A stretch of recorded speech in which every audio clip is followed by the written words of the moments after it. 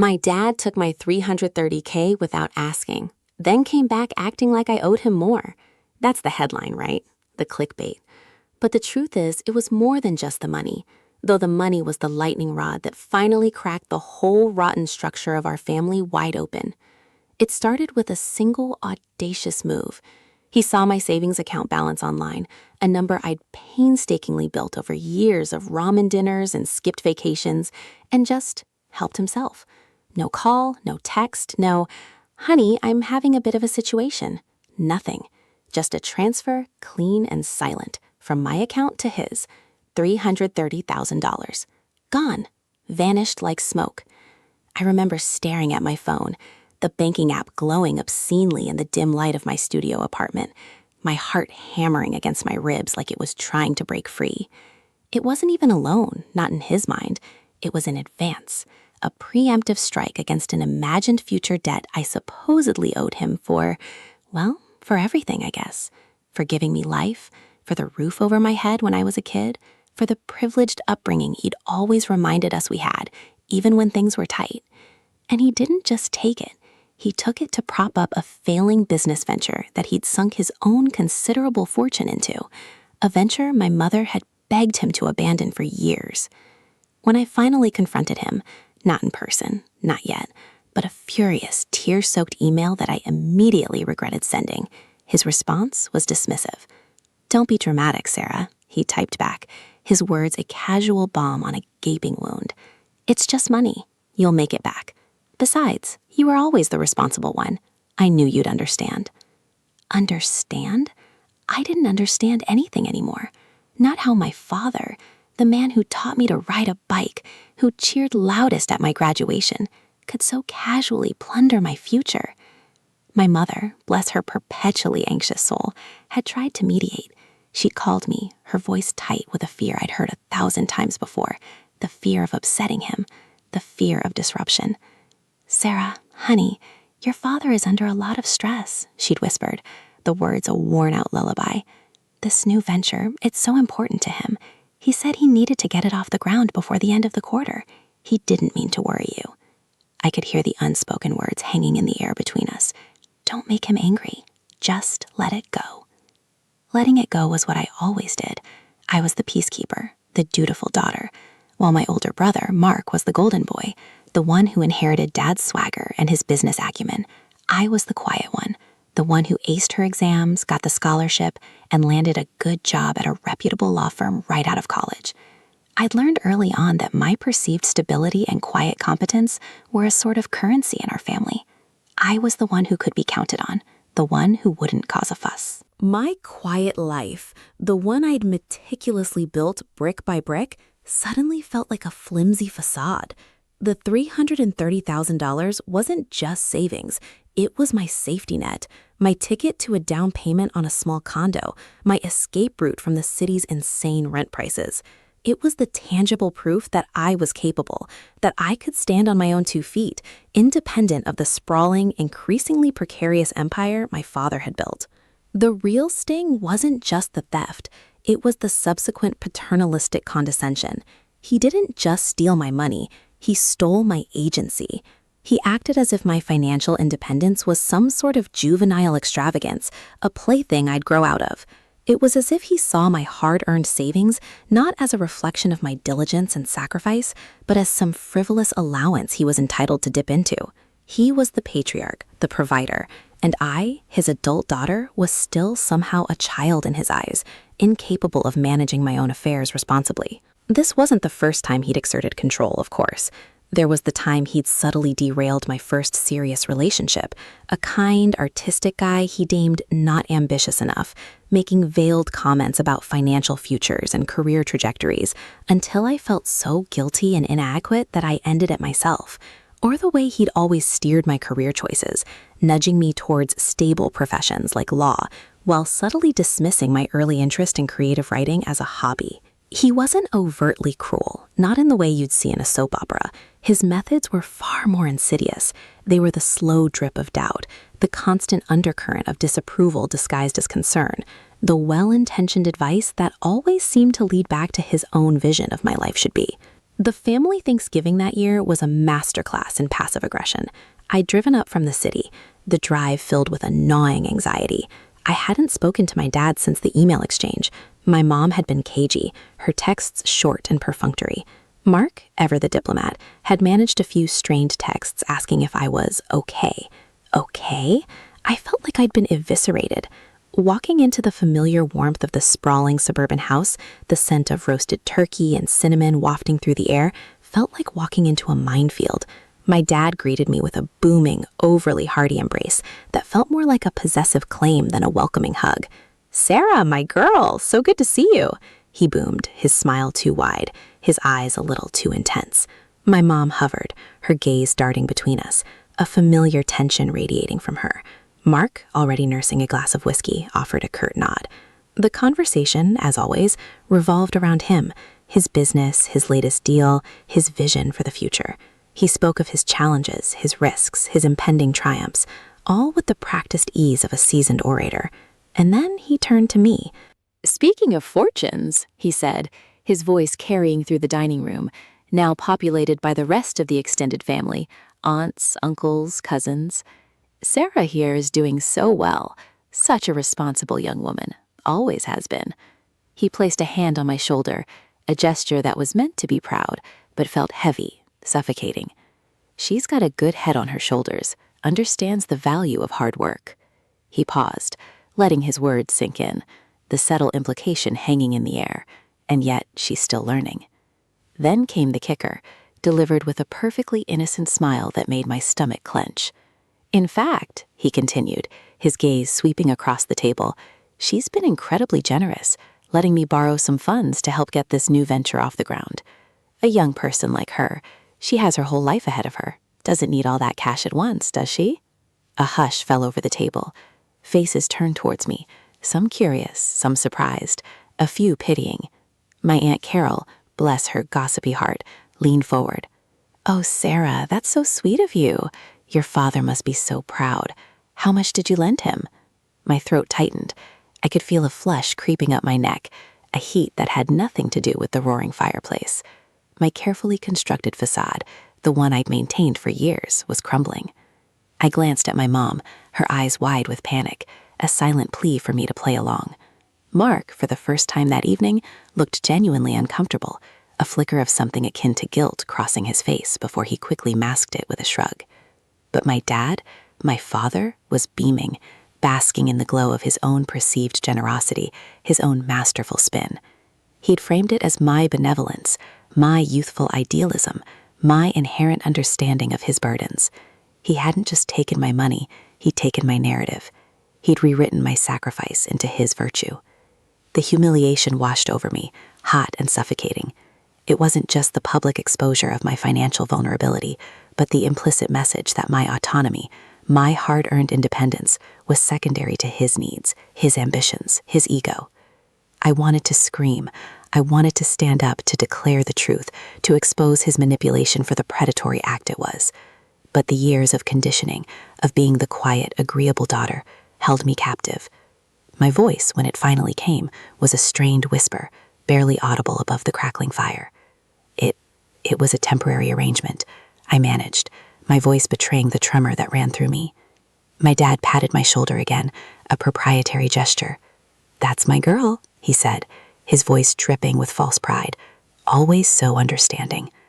The silence that followed was deafening, a collective acknowledgement of the unspoken truth, the power imbalance that had always existed, and the new, brutal clarity of my father's exploitation. As I sat there, surrounded by my family, the forced smiles and polite conversation swirling around me, I felt an icy resolve begin to crystallize in the pit of my stomach.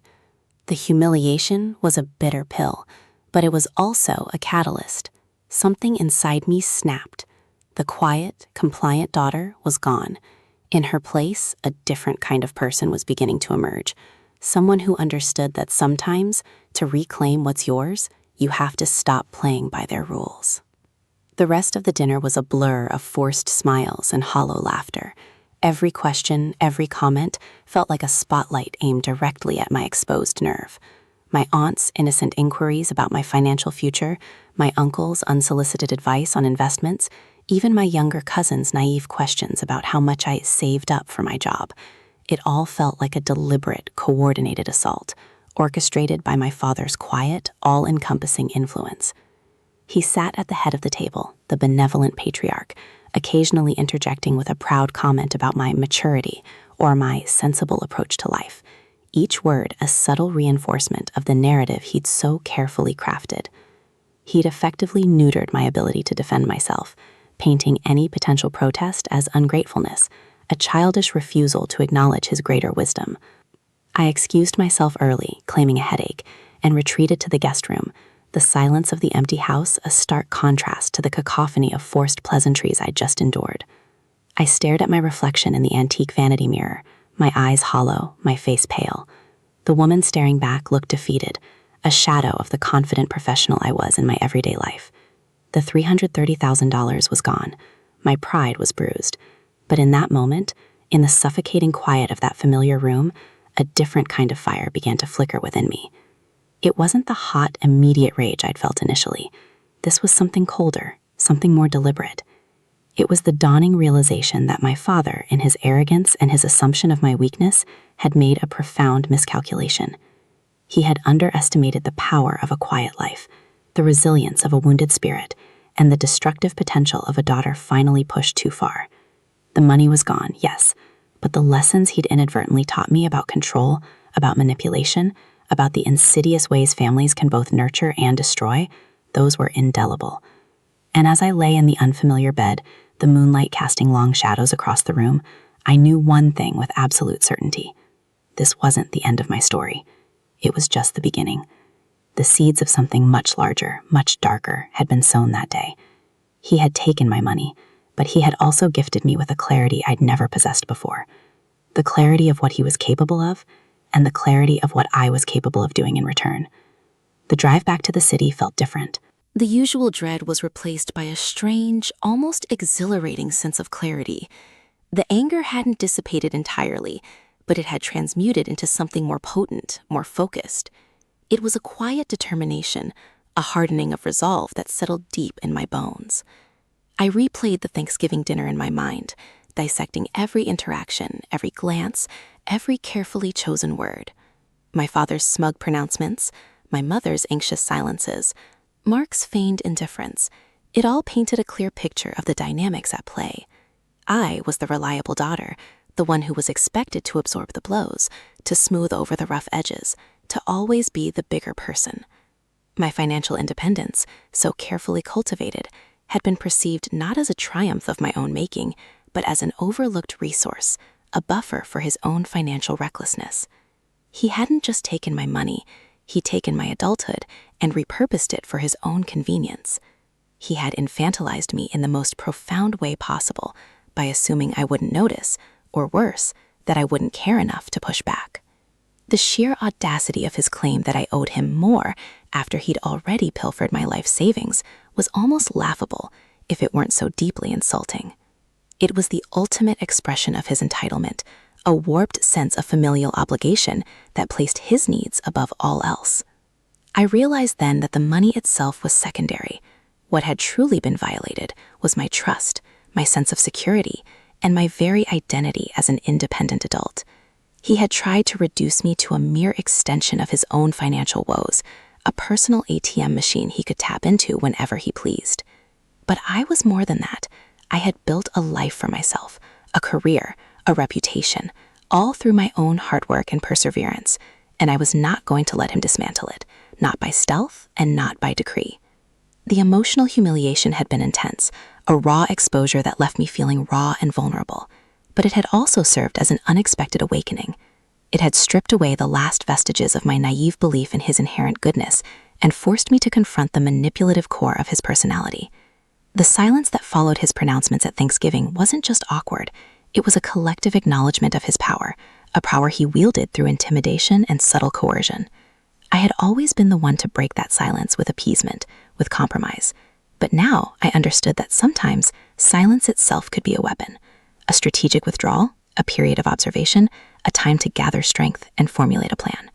The drive through the familiar cityscape, the neon lights blurring into streaks of color, felt like a transition into a different world.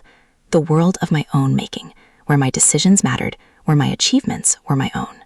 The world where I wasn't just Sarah, his daughter, but Sarah, the associate at a respected law firm, Sarah, the woman who could manage her own finances and build her own future. I parked my car in the usual spot, the familiar click of the lock a small, satisfying sound. Stepping into my quiet apartment, the air cool and still, I felt a sense of profound relief. The noise, the judgment, the suffocating expectation, it was all back there, a continent away. But the ache in my chest, the lingering sting of betrayal, was still present. It was a raw wound, but it was also a constant reminder of why I couldn't let this go. My father's casual theft had not just emptied my bank account, it had emptied the reservoir of my filial devotion. The trust had been irrevocably broken. He had acted with the unearned confidence of someone who believed they were beyond reproach, that their actions, however egregious, would be met with understanding and forgiveness, especially from their own children. He had underestimated my resilience, my capacity for strategic thinking, and my deep-seated need for justice. The sheer entitlement in his expectation that I would somehow owe him more after he'd already stolen from me was the final straw. It wasn't about the money anymore. It was about reclaiming my autonomy, about asserting my right to my own life and my own future, free from his capricious control. I walked into my bedroom, the city lights painting patterns on the ceiling, and sat down on the edge of my bed. I looked at my hands, the hands that had worked late nights, that had meticulously tracked every dollar, that had built something solid and real. These were the hands that had been violated, and these were the hands that would begin to rebuild, not just my finances, but my standing. The humiliation had been a public spectacle, a carefully orchestrated performance designed to isolate and diminish me. But the silence that followed, the strategic withdrawal I'd initiated, was my own quiet rebellion. It was the first step in a long, deliberate process. He thought he had won. He thought he had asserted his dominance and extracted his due. But he hadn't seen the quiet storm brewing within me. He had created a problem for himself, a problem far more complex and enduring than a temporary financial shortfall. He had awakened a sleeping giant, and the consequences, I knew, would be far-reaching. The first few weeks after Thanksgiving were a study in calculated silence. I returned to my routine at the law firm, the polished mahogany desks and hushed conference rooms, a welcome contrast to the emotional minefield of my family home. My days were filled with legal briefs, client meetings, and the comforting, predictable rhythm of my professional life. It was a life I had built with my own two hands, brick and painstaking brick, and it felt blessedly separate from the tangled web of my family's affairs. I answered calls from my mother with a pleasant, even tone.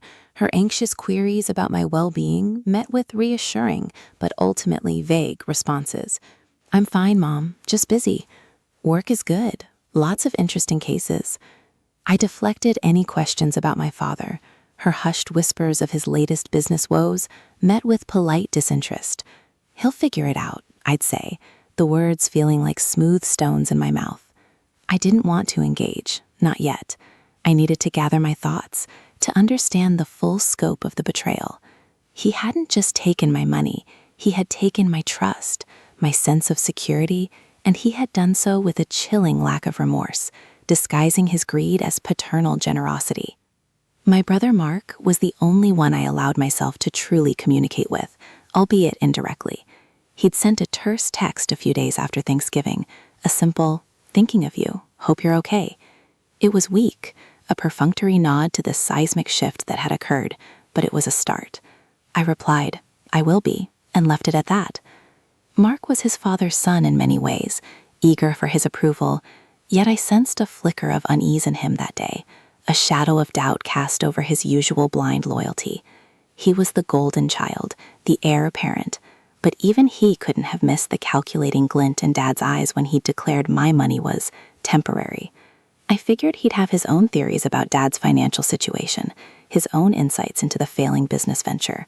He was part of that world, immersed in the same currents of ambition and risk that had led my father to this desperate act.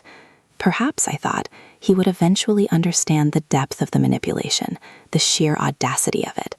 Or perhaps he would simply remain complicit, a silent observer in the unfolding drama. In the meantime, I dedicated myself to my work with an almost ferocious intensity.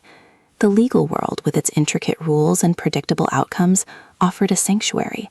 I reveled in the logic, the clear lines of right and wrong, the ability to build a case, to dismantle an argument. It was a stark contrast to the emotional chaos of my family, where truth was a fluid, negotiable concept. I sought out cases that involved financial disputes, corporate malfeasance, anything that mirrored the betrayal I had experienced. It wasn't conscious revenge, not yet. It was more like a form of obsessive study, a way of dissecting the mechanisms of power and control that I felt had been wielded against me. I read through complex contracts, poring over balance sheets, tracing the flow of money with a laser focus. I learned about trusts, about shell corporations, about the intricate ways fortunes could be built, and perhaps more importantly, how they could be shielded or even siphoned. It was during one of these late nights at the office, hunched over a particularly dense legal document related to an estate dispute, that I stumbled upon something that sent a jolt of icy realization through me. The document detailed the intricate network of trusts and holdings my father had established over the years, a labyrinth of legal entities designed ostensibly for estate planning and tax efficiency. It was standard practice for someone of his wealth, and I'd always assumed it was a sign of his shrewd business sense. But as I traced the flow of assets, cross-referencing it with publicly available filings and archived business news articles, a new picture began to emerge, one far more complex and disturbing than I had ever imagined. My father wasn't just a risk-taking businessman. He was a master architect of his own financial fortress, a fortress that seemed designed not just to protect his wealth, but to obscure it. I remembered my mother's hushed anxieties, her pleas for him to slow down, to diversify, to not put all his eggs in one basket. I'd always dismissed them as the worries of a homemaker, the anxieties of someone who didn't fully grasp the nuances of high finance. But now I saw a different story unfolding on the pages before me. The failing business venture wasn't just a desperate gamble. It was a carefully managed crisis, a predictable outcome that he had likely foreseen or even orchestrated. And the money he had taken from me, it wasn't just a desperate attempt to prop up a sinking ship. It was a calculated move, a way to inject liquidity into a system he was actively manipulating. The most shocking discovery came when I examined the trust documents related to his primary holding company. It was structured in a way that made tracing ownership incredibly difficult, a series of layers designed to obscure the ultimate beneficiaries. But through diligent cross-referencing and a deep dive into archived corporate records, I found a subtle yet undeniable pattern. A significant portion of the company's assets that were supposedly tied up in long-term investments and business operations, were channeled through a series of intermediary companies. And at the very end of this intricate chain, masked by a series of shell corporations registered in offshore jurisdictions, were the names of beneficiaries. Not just my father, and not just my mother, but also, quietly, almost imperceptibly, my name. My name. I stared at the digitized text, my breath catching in my throat. It was there, an undeniable fact woven into the fabric of his financial empire. It wasn't a large percentage, not enough to give me immediate control or obvious power, but it was there.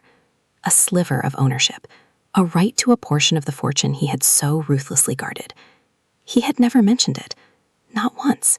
It was a secret he had kept, a contingency he had built into his financial architecture, perhaps as a safety net, or perhaps as a means of control. It was the ultimate irony.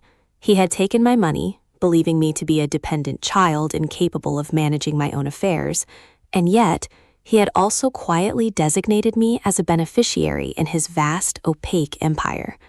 The implications were staggering. He hadn't just stolen from me. He had built a system that, unbeknownst to me, included me.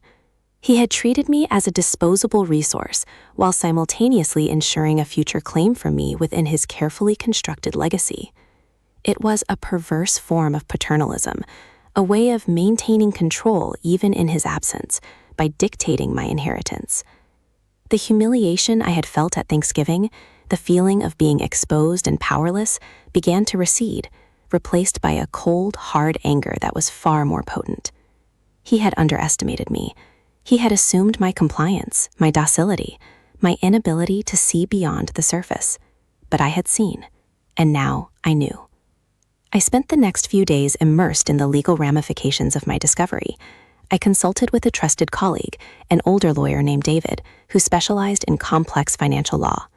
I presented him with the documents, not revealing the personal nature of my connection, framing it as a hypothetical scenario I was exploring for a fictional piece.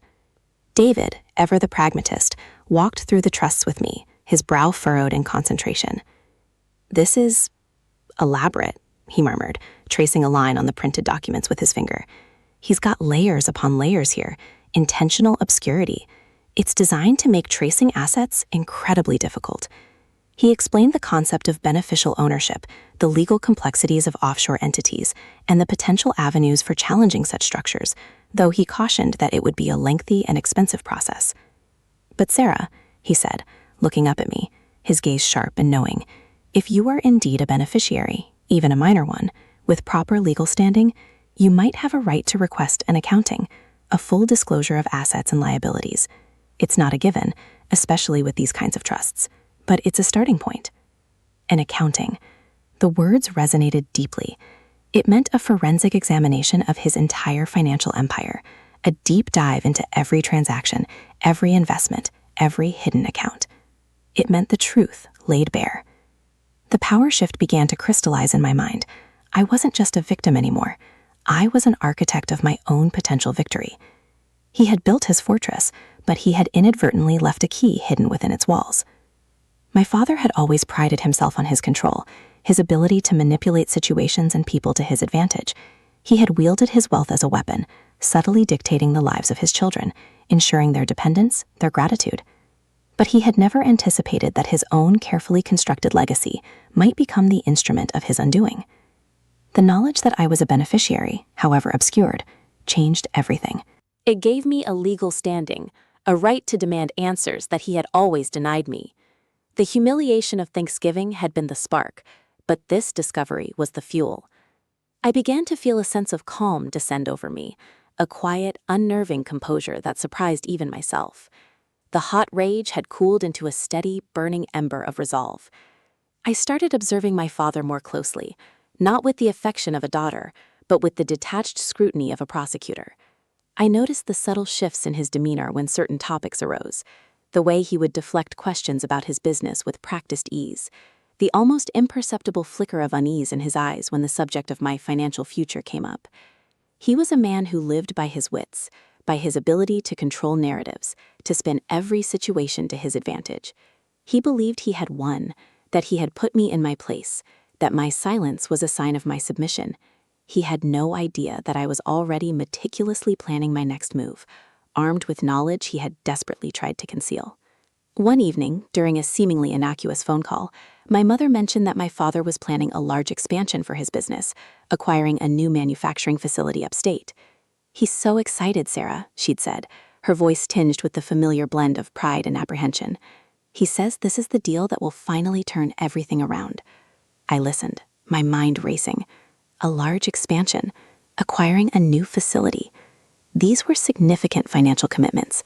He was clearly still operating under the assumption that his financial resources were limitless, that he could continue to dip into whatever wells he pleased.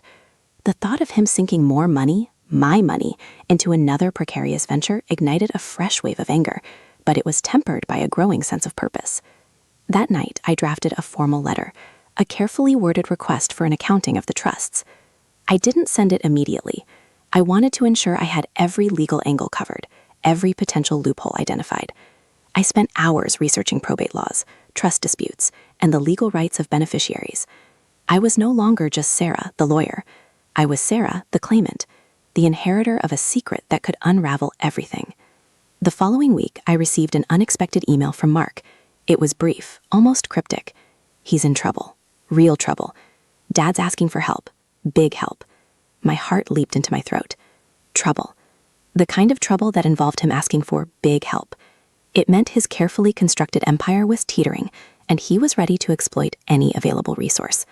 I knew, with absolute certainty, that the big help he was likely contemplating involved calling upon me, the responsible daughter, the one he had so callously exploited.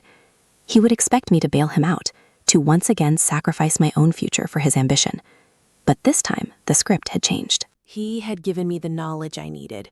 He had shown me the path to reclaiming not just my money, but my dignity. The thought of him reaching out, of him expecting my unquestioning obedience, filled me with a chilling sense of anticipation. His desperation would be my leverage. His need would be my weapon. He had played his hand, and in his arrogance, he had revealed his most closely guarded secrets. Now, it was my turn to play. The game was far from over. It was just entering its most dangerous and most satisfying phase. The email from Mark landed in my inbox on a Tuesday afternoon, the stark white of the message a jarring contrast to the dense legal briefs I'd been poring over. He's in trouble. Real trouble. Dad's asking for help. Big help. No preamble, no elaborate explanation, just a raw, blunt assessment delivered with the efficiency of a telegram. It wasn't a plea for me to intervene, not directly, but the subtext was deafening. He was in deep, the kind of deep where he'd swallow his pride and reach for the lifeline he'd so carelessly severed. My fingers hovered over the keyboard for a moment, a ghost of the old urge to immediately reach out, to offer comfort, to mediate. But that Sarah was gone, buried somewhere beneath layers of disillusionment and a newfound, icy clarity. This Sarah saw Mark's message for what it was, a signpost, pointing directly to the precipice my father had been teetering on. Big help, indeed. He was expecting me, wasn't he? The responsible daughter, the one who always played by the rules, the one he'd conveniently overlooked in his grand financial schemes, only to later dip into her meticulously saved funds. He'd likely see it as a natural recourse, a daughter's duty to her father's sinking ship. A slow, deliberate smile spread across my face. It wasn't a happy smile, but one of dawning, exhilarating comprehension. He had built a fortress, but he had forgotten to reinforce the foundations. He had forgotten that some keys, buried deep within the labyrinthine structure, could unlock the entire edifice. He thought my silence after Thanksgiving was defeat, a cowering acceptance of his authority. He thought my continued silence for the past few months was simply me nursing my wounded pride, waiting for him to condescend to acknowledge my existence. He had no idea I'd been studying his blueprints, dissecting his methods, and discovering the one irrefutable truth that would dismantle his entire empire. I didn't reply to Mark, not yet. I let the email sit, a silent harbinger of the storm to come. Instead, I returned to the documents, to the intricate web of trusts and offshore shell corporations my father had so painstakingly constructed. David, my colleague, had been invaluable. He helped me navigate the complexities, explaining the fiduciary duties of trustees, the rights of beneficiaries, and the legal mechanisms for challenging opaque financial structures. We'd spent weeks meticulously piecing together the puzzle, cross-referencing dates, names, and account numbers. He'd expressed a grudging admiration for my father's labyrinthine financial architecture, while simultaneously marveling at my persistence in unraveling it. Most people would have given up, he'd admitted, shaking his head. This is the kind of case that makes lawyers rich and clients miserable. The key, the one that would turn his fortress into rubble, was the fact that I was indeed a named beneficiary in one of his oldest and most complex trusts, the one that held the majority of his personal assets. It wasn't a dominant stake, not enough to give me unilateral control, but it was enough. Enough to demand an accounting, enough to legally pry open every locked vault, to scrutinize every transaction, to expose every secret. He had never told me, of course. Why would he? He preferred his children to be dependent, to be grateful for whatever crumbs he deigned to toss their way. My beneficiary status was a carefully guarded secret, likely intended as a failsafe, a way to ensure I remained tied to his legacy, even in death, rather than a source of immediate power. He had underestimated my ability to discover it, and more importantly, my willingness to use it. The day I officially filed the request for an accounting, a quiet sense of liberation washed over me. It was like shedding a heavy cloak of invisibility I hadn't realized I was wearing. The legal papers, filled with precise language and formal demands, felt like a shield, a tangible representation of my newfound strength. I had moved beyond the raw, burning anger. What remained was a cool, steady resolve, a deep-seated certainty that justice, in its own slow, legalistic way, was about to be served. I pictured my father's face, the smug assurance that had radiated from him at Thanksgiving, the condescending pat on the head. He had believed he was invincible, untouchable. He was about to learn the hard way that even the most fortified castles could be brought down from within. The first ripple of unease reached me through my mother. Her calls, once filled with gentle probing and veiled anxieties, now carried a distinct tremor of fear. "Sarah, your father is very stressed," she'd confided, her voice barely above a whisper. "He's been getting a lot of calls, unpleasant calls from people I don't recognize." She didn't mention the specific nature of the calls, but I could fill in the blanks. The creditors were coming home to roost.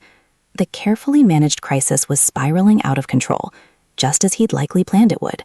Only this time, the safety net he'd woven for himself had holes in it, and those holes, I knew, led directly to me. A week later, the formal summons arrived. It wasn't delivered by a courier in a crisp suit, but by a rather stoic process server who appeared at my apartment door, a briefcase in hand. The document was addressed to my father, to his primary business entity, and to the various trusts that held his wealth. It was my request for an accounting, now officially sanctioned by the court.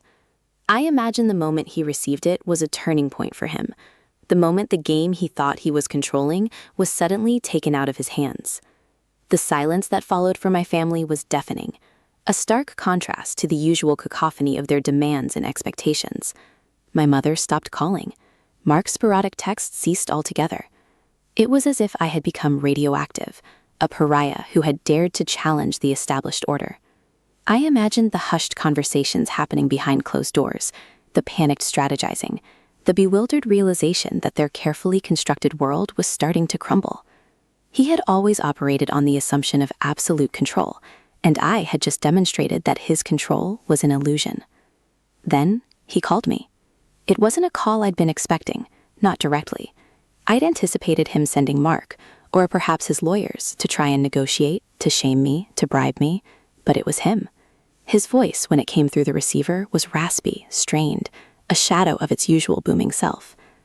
"Sarah," he began, the name itself a concession, a painful admission of my existence and my power. "We need to talk." I let him talk. I listened as he spun his usual tale of woe, of bad luck, of market downturns, my help. "The accounting. It's just a formality, Sarah, a bureaucratic hurdle. It doesn't mean anything. We can get through this together, like we always have." He was offering me a deal, a continuation of the old dynamic. He wanted me to withdraw the request, to let him continue his charade, and in return, he hinted at a future where my cooperation would be handsomely rewarded. "You've always been the smart one, Sarah," he said, his voice dripping with insincere flattery. "You understand these things. You know how these financial matters work. We can work something out. A generous settlement." The word settlement hung in the air, a grotesque echo of the money he had taken from me. Generous? He had the audacity to offer me a generous settlement for the right to continue hiding his financial crimes from me and from the world. The calculated deception, the sheer arrogance of it all was breathtaking. I let a long silence stretch between us, allowing him to stew in his own desperation. I imagined him pacing his opulent office, his hands knotted, his mind racing for the right words, the right pressure points. He had always been a master manipulator, but this time he was facing an opponent who understood the game far better than he did. Finally, I spoke. My voice was calm, steady, devoid of the emotional turmoil that was churning within me. "Dad," I said, the word feeling foreign and heavy on my tongue, "you asked me to talk, so let's talk. You took my money. You lied to me. You tried to make me feel like a child who didn't understand. And now you're asking me to trust you again, to let you continue to hide your financial dealings from me and from everyone else?" His breath hitched. "Sarah, that's not fair. I was trying to protect you." I laughed, a short, sharp bark of disbelief. "Protect me? By draining my savings? By making me feel like a pawn in your games? No, Dad. You were trying to protect yourself, and you failed." I paused, letting the weight of my words settle. "The accounting is not a formality. It's the law. And I am a beneficiary of your trusts. That gives me rights, rights you clearly tried to deny me." He sputtered, his composure beginning to crack. "You think you can just expose me? Ruin everything we've built?"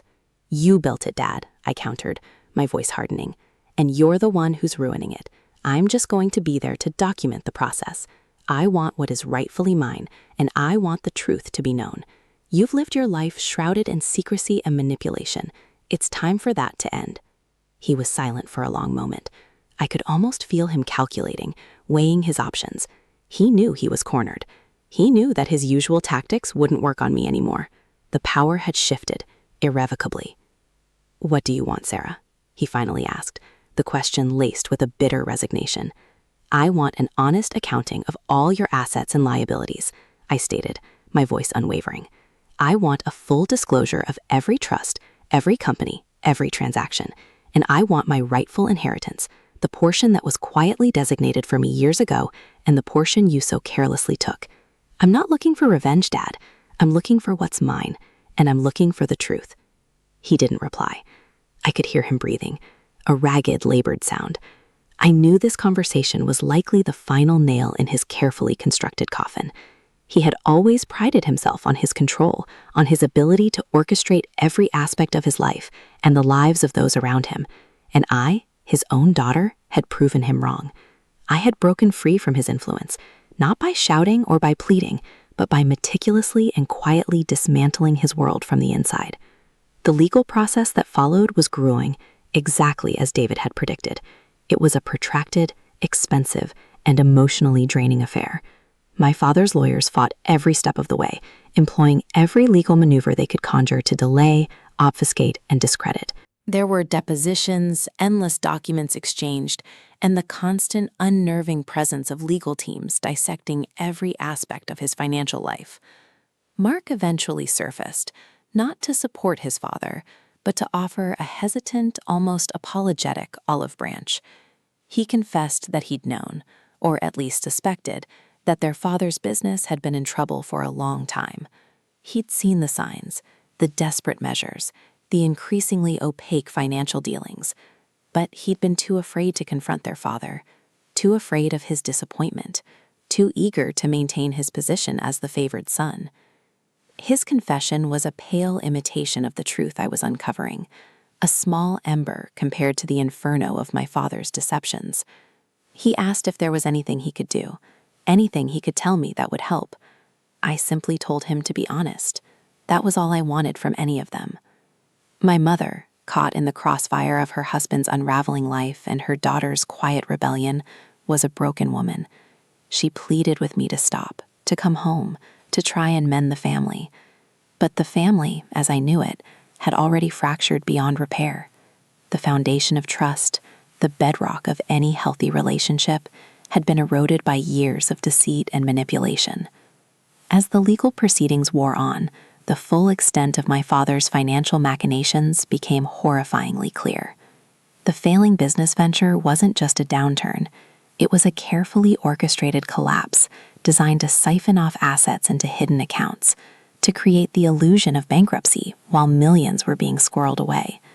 Shell corporations, registered in jurisdictions with lax regulations, moved money in and out with dizzying speed. It was a masterclass in financial subterfuge, and the sheer audacity of it was almost breathtaking. The turning point came when a judge, tired of the endless delays and blatant obstruction, ordered a complete and transparent accounting of all assets. The resulting documents were a testament to my father's cunning and his desperation. They laid bare a network of offshore accounts, real estate holdings disguised under multiple layers of ownership, and investments that seemed to vanish into thin air. But through it all, the thread of my own beneficiary status remained, a beacon in the fog of his deceit. The day the final accounting was released, the courtroom was packed. My father sat beside his legal team, his face a mask of grim determination, but his eyes held a flicker of the defeat he was desperately trying to conceal. My mother sat in the front row, her face pale and drawn, her hands clasped tightly together. Mark was there too, his gaze fixed on the floor. As the judge read out the findings, detailing the vast sums of money that had been hidden, diverted, and concealed, a collective gasp rippled through the onlookers. The numbers were astronomical, far exceeding anything I had ever imagined. But then the judge turned to me, her voice clear and firm. "And Miss Vance," she said, addressing me directly, "you are a named beneficiary in Trust 7. The total value of your designated inheritance, according to this accounting, is substantial. Furthermore, the evidence clearly indicates that funds belonging to you, specifically, the sum of amount implied by story context, initially deposited into your savings account, were misappropriated and channeled into these trusts without your informed consent. The court orders full restitution of these misappropriated funds with interest and the immediate transfer of your designated inheritance, as detailed in the accounting." The words hung in the air, a death knell for my father's empire. The room was silent for a moment, the weight of the pronouncement settling over everyone. Then I saw it. The flicker in my father's eyes had turned into a burning, desperate rage, quickly followed by a hollow resignation. His control, his legacy, his carefully constructed illusion of power had all crumbled before my eyes. He had lost everything. I didn't gloat. I didn't offer platitudes. I simply looked at him, my gaze steady and unwavering. He had underestimated me, believing my silence to be weakness. But my silence had been my strength. It had been the space where I'd gathered my resolve, where I'd learned his secrets, where I'd built my own fortress of truth and legal strategy. The aftermath was a slow, painful unraveling for my father. The legal penalties were severe. The reputation he had cultivated for decades was shattered. His business collapsed, and the vast wealth he had so desperately tried to hoard dissolved under the scrutiny of the courts and the demands of creditors. My mother, devastated but surprisingly resilient, eventually found a quiet life away from the wreckage of his ambitions. Mark, stripped of his expected inheritance and the privilege he had always taken for granted, was left to forge his own path, a path that would undoubtedly be far more challenging than the one he had been destined for. For me, it wasn't about the money, not entirely. It was about reclaiming my narrative, about proving to myself that I was not a pawn to be manipulated, but a force to be reckoned with. The legal process had been brutal, exposing the worst aspects of human greed and familial betrayal. But it had also been cathartic. It had purged me of the lingering resentment and the feelings of inadequacy that had festered for so long. Standing on the steps of the courthouse, the late afternoon sun casting long shadows, I felt a profound sense of quiet victory. The money was mine. The truth was out. The cycle of manipulation and control was broken. It wasn't a triumphant fanfare, no grand celebration. It was simply the end of a very long, very dark chapter. A deep, cleansing breath filled my lungs. I had survived, and in surviving, I had finally, truly found myself. The air felt lighter, cleaner, full of the promise of a future I would build, on my own terms, with a clarity and strength I never knew I possessed.